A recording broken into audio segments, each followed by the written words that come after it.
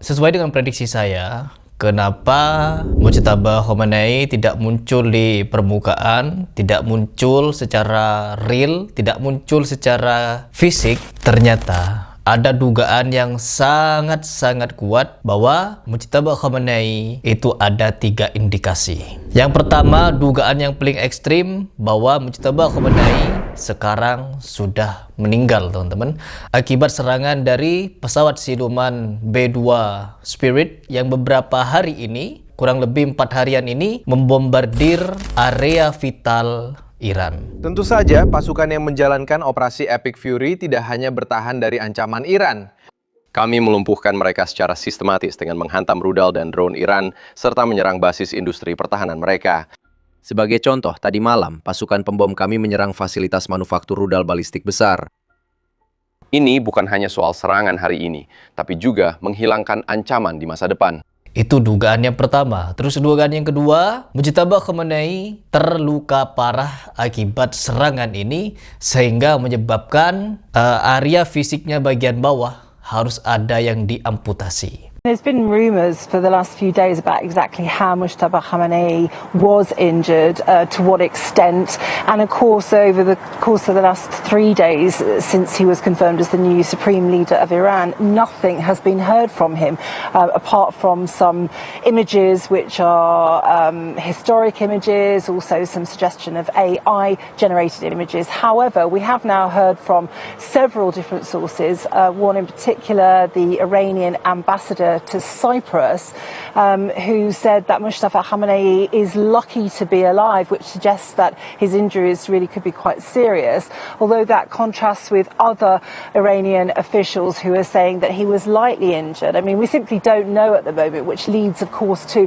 quite a lot of speculation as to why he's not been seen. Has he been disfigured in some way? It's pure speculation. Can he walk? Have his legs been significantly injured? Some suggestion that he's broken at least a foot and other injuries to the lower part of his body. But I think until he's actually seen in person and makes some kind of speech, that speculation will continue.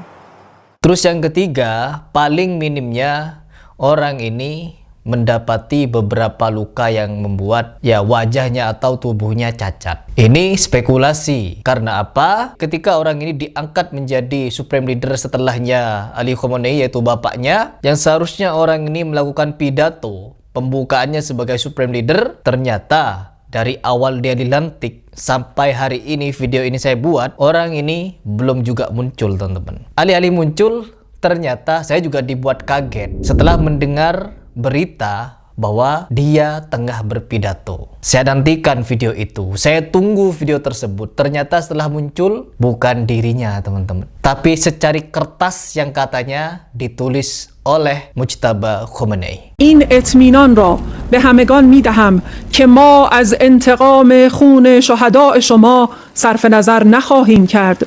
انتقامی که در نظر داریم فقط مربوط به شهادت رهبر عظیم الشأن انقلاب نیست، بلکه هر عضوی از ملت که توسط دشمن شهید می شود خود موضوع مستقلی برای پرونده انتقام است.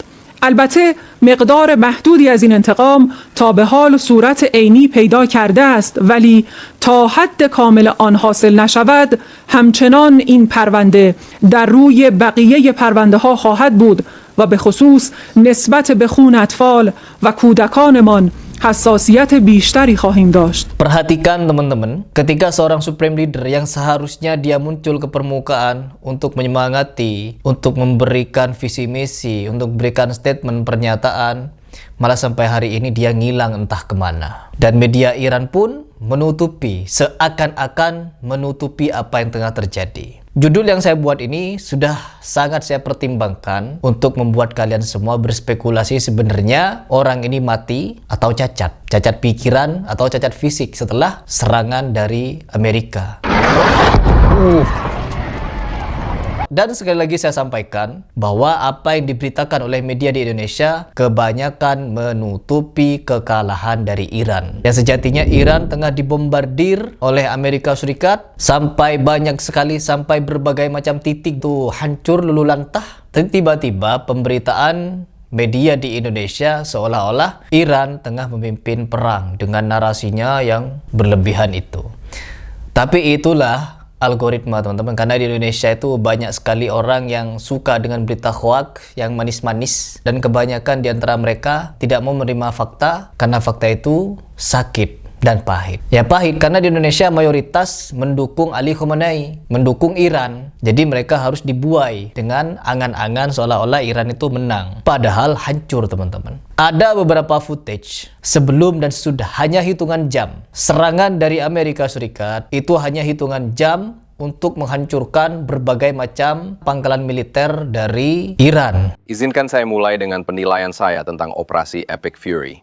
Pasukan Amerika Serikat terus mengerahkan kekuatan tempur yang dahsyat terhadap rezim Iran. Saya sudah pernah bilang ini, tapi perlu diulang. Kekuatan tempur AS terus meningkat, sementara kekuatan tempur Iran semakin menurun. Kami tetap fokus pada tujuan militer yang sangat jelas, yaitu menghilangkan kemampuan Iran memproyeksikan kekuatan terhadap Amerika dan negara tetangganya. Setiap hari, kami menyerang keras rudal balistik dan drone Iran. Hingga saat ini, kami telah menyerang lebih dari 5.500 target di dalam Iran, termasuk lebih dari 60 kapal menggunakan berbagai sistem senjata presisi. Baru kemarin, kami melakukan gelombang serangan hampir setiap jam dari berbagai lokasi dan arah menuju Iran. Kami berhasil menghancurkan kapal perang kelas Solomania terakhir dari 4 kapal. Kini seluruh kelas kapal Iran itu sudah tidak bertempur lagi. Saya menggambarkan serangan kami sebagai tidak terduga, dinamis, dan menentukan. Sejak 24 jam pertama kampanye ini, serangan rudal balistik dan drone Iran telah menurun secara drastis. Namun perlu dicatat, pasukan Iran terus sengaja menargetkan warga sipil tak berdosa di negara-negara Teluk sambil bersembunyi di balik rakyat mereka sendiri saat menyerang dari kota-kota padat penduduk di Iran. Tentu saja, pasukan yang menjalankan operasi Epic Fury tidak hanya bertahan dari ancaman Iran. Kami melumpuhkan mereka secara sistematis dengan menghantam rudal dan drone Iran, serta menyerang basis industri pertahanan mereka. Sebagai contoh, tadi malam, pasukan pembom kami menyerang fasilitas manufaktur rudal balistik besar. Ini bukan hanya soal serangan hari ini, tapi juga menghilangkan ancaman di masa depan. Sekarang, izinkan saya menunjukkan kepada Anda beberapa hasil dari upaya luar biasa yang dilakukan oleh pasukan gabungan Amerika. Di sini Anda melihat sebuah kapal perang kelas Jamron Iran, sebuah kapal patroli besar, kapal penyelundup drone, dan 4 kapal tempur permukaan lainnya yang berlabuh di pelabuhan Chabahar di Teluk Oman sehari sebelum kami meluncurkan operasi Epic Fury. Ini dermaga yang sama 4 hari kemudian, semua kapal sudah dinonaktifkan. Kapal permukaan kelas Bayandar terkena serangan dan terguling. Contoh lain, 2 kapal tempur permukaan Iran bersandar di pangkalan Angkatan Laut dekat Selat Hormuz, beberapa jam setelah kampanye dimulai. Beginilah penampilan mereka 3 hari kemudian, sedang dilalap api akibat serangan senjata presisi kami. Selama bertahun-tahun, rezim Iran mengancam pelayaran komersial dan pasukan AS di perairan internasional. Misi kami adalah mengakhiri kemampuan mereka untuk memproyeksikan kekuatan dan mengganggu pelayaran di Selat Hormuz. Dari udara, kami berhasil mengkonsentrasikan kekuatan udara lewat gelombang pesawat tempur canggih yang terus menekan musuh setiap hari.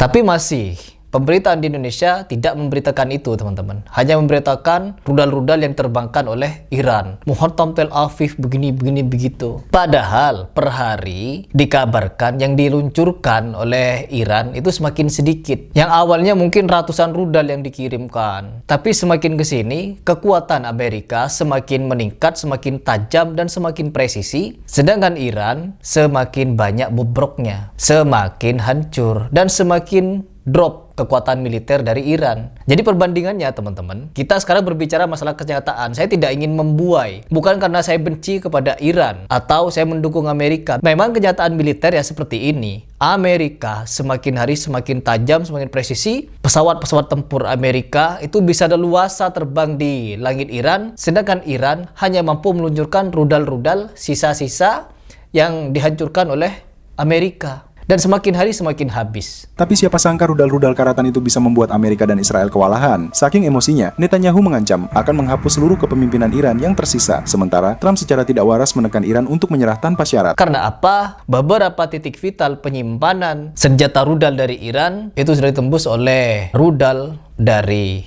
Amerika. Sehingga apa? Untuk saat ini 80% kekuatan militer dari Iran drop. Sedangkan Amerika semakin canggih dan semakin presisi. Dan kemarin juga viral ketika Amerika Serikat katanya dikabarkan menyerang sekolahan di Teheran. Tetapi ternyata sekolahan tersebut ya memang berdampingan dengan salah satu markas militer Iran. Jadi ya mungkin ada serangan yang mengenai area tersebut. Lalu Mujtaba Khomeini mengatakan, katanya di dalam pidatonya yang tertulis itu 3 lembar, ya 3 lembar. Mujtaba Khomeini mampu menulis lembaran demi lembaran, tapi dia tidak mampu menunjukkan batang hidungnya. Apa di dalam tulisannya? Katanya Amerika sudah melakukan tindakan kejahatan di tanah Iran sampai menyebabkan anak-anak meninggal akibat serangan rudal Tomahawk itu. Dan apakah kalian mau melupakan juga bahwa 100.000 anak-anak di Suriah kalian juga bantai, ya, jemaah masjid kalian bom? Apakah itu kurang jahat? Iran, kalian tidak pantas berbicara tentang kejahatan-kejahatan dari Amerika. Karena apa? Kalian jauh lebih jahat daripada itu. Pengakuan dari Bashar Assad sendiri bahwa senjata, dana, ya, militer, bantuan perang dan lain sebagainya berasal dari kalian. أما إيران فلم تتوانى عن الوقوف معنا منذ اليوم الأول. قدمت السلاح والعتاد بدون حدود. أرسلت المستشارين العسكريين والضباط لمساعدتنا في التخطيط. دعمتنا اقتصاديا. Yang digunakan oleh Bashar Assad untuk membantai saudara-saudara kami, umat muslim Sunni, di Suriah sana. Gak perlu bicara masalah kemanusiaan. Apa perlu saya tayangkan secara bergantian pemuda-pemuda Suriah dari 5-10 orang disuruh berdiri di dalam himpitan tembok yang sempit gelap lagi. Direkam sama mereka. Lalu apa yang terjadi teman-teman? Dari atas kepalanya ada besi yang runcing tajam-tajam diturunkan, dipres kepada umat muslim Sunni yang mereka tangkap, yang mereka culik dan mereka bunuh. Saya tidak bisa menayangkan videonya karena pedoman komunitas YouTube tidak akan mengizinkan video itu tayang. Saya akan memberitakan dan saya ada buktinya. Ada.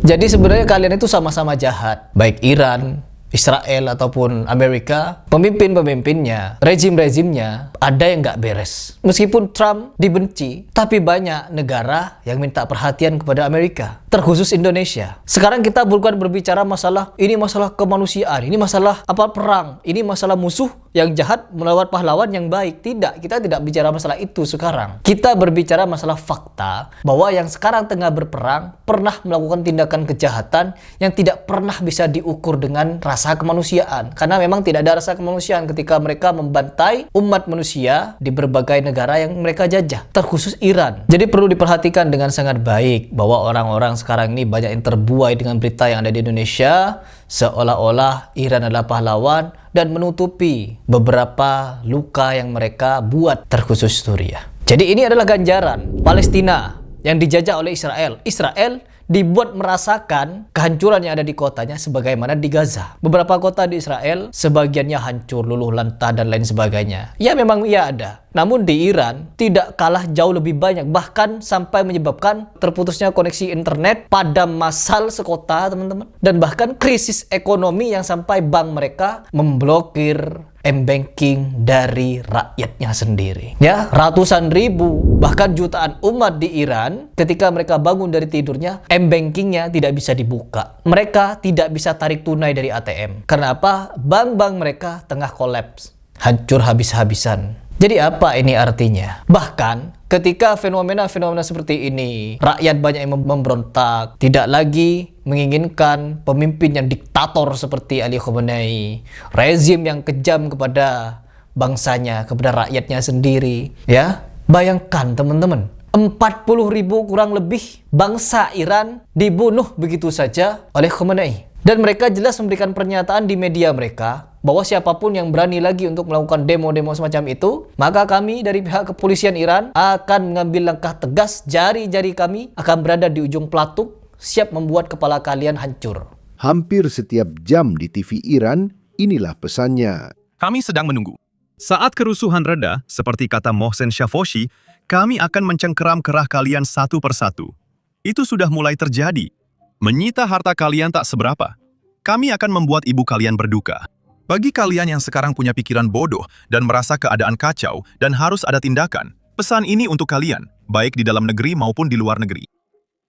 Potong klip ini dan kirimkan kepada siapa saja yang suka mendengarnya. Mulai saat ini, jika ada yang turun ke jalan atas permintaan musuh, kami tidak akan lagi menganggap mereka sebagai pengunjuk rasa.